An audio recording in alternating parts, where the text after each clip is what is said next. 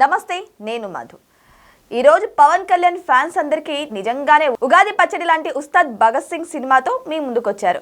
అయితే ఈరోజు ఉస్తాద్ భగత్ సింగ్ సినిమా ఎలా ఉంది, మరి ఫ్యాన్స్ నిజంగానే సాటిస్ఫైడ్ అయ్యారా లేదా, ఈరోజు మనం తెలుసుకుందాం. ప్రస్తుతం మనతో పాటు ఉన్నారు సీనియర్ జర్నలిస్ట్ ధీరజ్ అప్పాజీ గారు. వారిని అడిగి మరిన్ని విషయాలను తెలుసుకుందాం. నమస్కారం సార్. నమస్తే మధు. సార్, ఈరోజు ఉస్తాద్ భగత్ సింగ్ సినిమా అయితే వచ్చేసింది. ఫ్యాన్స్ అంతా కూడా ఫుల్ ఖుషిగా బయట కనిపిస్తున్నారు. మరి సినిమా ఎలా ఉంది సార్? అంటే నువ్వు ఇందాక ఇంట్రడక్షన్లో అన్నావు చూడు, ఉగాది పచ్చడిలాగా. అవును. అంటే ఉగాది పచ్చడిలో ఏముంటుంది, అన్నీ ఉంటాయి కదా. అన్ని రకాల తీపి ఉంటుంది, చేదు ఉంటుంది, పులుపు ఉంటుంది, కారం ఉంటుంది, అన్నీ ఉంటాయి కదా. అలాగా ఎవరైనా కొద్దిమందికి నచ్చకపోవచ్చు, కానీ ఎక్కువ మంది ఇష్టపడుతున్నారు సినిమాని. ముఖ్యంగా ఈ సినిమా మీద పెద్దగా అంచనాలు అవి లేకపోవడం అనేది ఈ సినిమాకి పెద్ద ప్లస్ పాయింట్ అయింది. ఓవరాల్గా చూస్తే మనం డిఫరెంట్ కార్నర్స్ నుంచి మనం ఫీడ్బ్యాక్ తీసుకుంటే కనుక డెఫినెట్గా ఈ సినిమా పవన్ కళ్యాణ్ కెరీర్లో మరొక సూపర్ హిట్, బ్లాక్ బస్టర్ అని మనం అప్పుడే చెప్పలేం, కానీ డెఫినెట్గా సూపర్ హిట్ సినిమాగా నిలుస్తుందని చెప్పి మనకి రిపోర్ట్స్ వస్తున్నాయి. కానీ ఈ సినిమాలో పంచ్ డైలాగ్స్ బాగున్నాయి, కానీ హీరోయిన్ అంతా హైలైట్ అవ్వలేదు, హీరోయిన్స్ మాత్రం హైలైట్ అవ్వలేదు అని చెప్తున్నారు. కానీ శ్రీలీల బేస్ కూడా బాగుంది అంటున్నారు, కానీ ఇద్దరిదని చెప్పట్లేదు. అంటే ఒక రకంగా చెప్పాలంటే ఈ సినిమాలో శ్రీలీల కేవలం పాటలకి లేదంటే కొన్ని రొమాంటిక్ సీన్స్కి మాత్రమే పరిమితం కాకుండా కథలో కూడా కథని మలుపు తిప్పే పాత్ర తంది. ఇంకా చెప్పాలంటే రాశి కన్నాకి అంత ఇంపార్టెన్స్ లేదు, కానీ శ్రీలీలకి చాలా ఇంపార్టెన్స్ ఇందులో ఉంది. అలాగే మంచి బేసిక్గానే తను డాన్సర్ మాత్రమే కాదు, మంచి పర్ఫార్మర్ కూడా. తనకిచ్చినటువంటి పాత్రకి పూర్తి న్యాయం చేసింది. మరి దీంట్లో రాశి ఖన్నా పాత్ర ఎలాంటిది? అదే రాశి ఖన్నా క్యారెక్టర్ ఇంకొంచెం బాగా డిజైన్ చేసి ఉంటే బాగుండేదేమో అని అనిపిస్తుంది.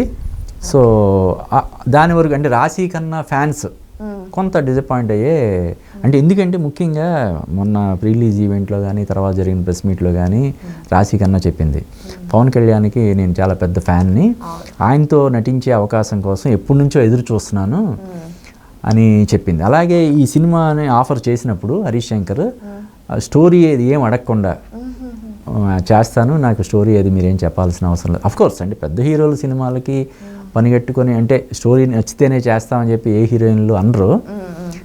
అంటే కనీసం దీనికి కర్టసీ కోసమైనా వింటారు, వాళ్ళ క్యారెక్టర్ ఏంటి ఇటువంటి దానికోసమైనా వింటారు. అది కూడా చేయకుండా చేశాను అంటే హరీష్ శంకర్ చెప్పాడు ఆ విషయాన్ని, రాశి ఖన్నా కూడా చెప్పింది.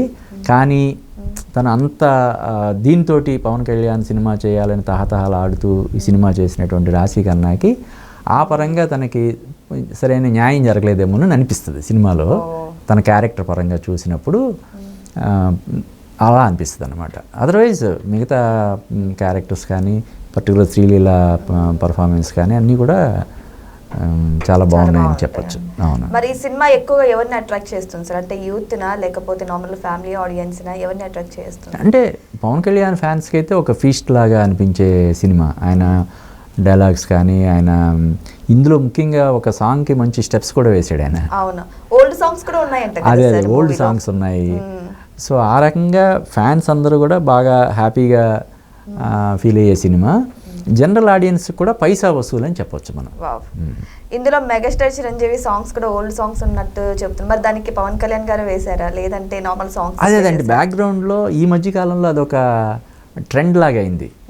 బ్యాక్గ్రౌండ్లో వేరే వేరే సినిమాల సాంగ్స్ కూడా ప్లే చేయడం అన్నది నాట్ ఓన్లీ పెద్ద హీరోల సినిమాలు, చిన్న హీరోల సినిమాలు, ఈవెన్ దురంధర్ సినిమాలో కూడా వేరే వేరే సినిమాల్లో నుంచి పాత సినిమాల్లో నుంచి సాంగ్స్ వాడుకోవడం అన్నది జరిగింది.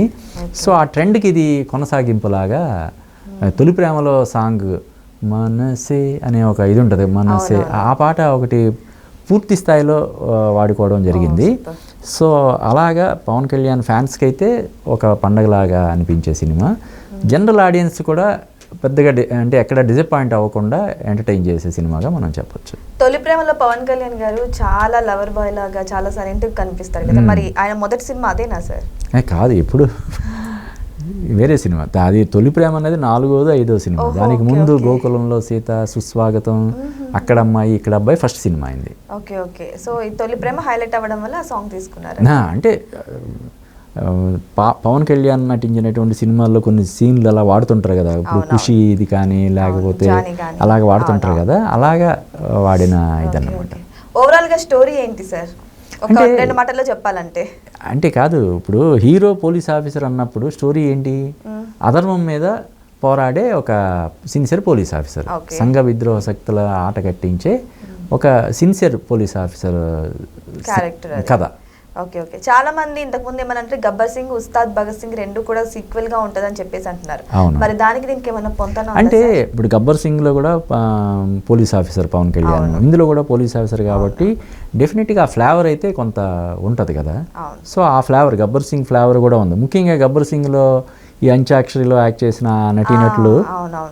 నటులు ముఖ్యంగా ఇందులో కూడా ఉండడం వల్ల, ట్రైలర్లో కూడా ఉండడం వల్ల ఆడియన్స్ దాన్ని ఎక్స్పెక్ట్ చేస్తారు. సో అటువంటి అంటే మరీ గబ్బర్ సింగ్లో హైలైట్ అయినంతగా హైలైట్ అవ్వలేదు, కానీ ఇందులో కూడా ఫన్ మూమెంట్స్ ఉంటాయి. ఇందులో న్యూస్ ఒకటి వచ్చింది సార్, ఉస్తాద్ భగత్ సింగ్లో విజయశాంతి గారి రోల్ కూడా ఉంది, చాలా బాగుంది అని చెప్పేసి, మరి అది ఎలా ఉంది సార్? అంటే అదేదో జస్ట్ రూమర్ అయ్యి ఉంటుంది, ఇందులో ఎక్కడ లేదా.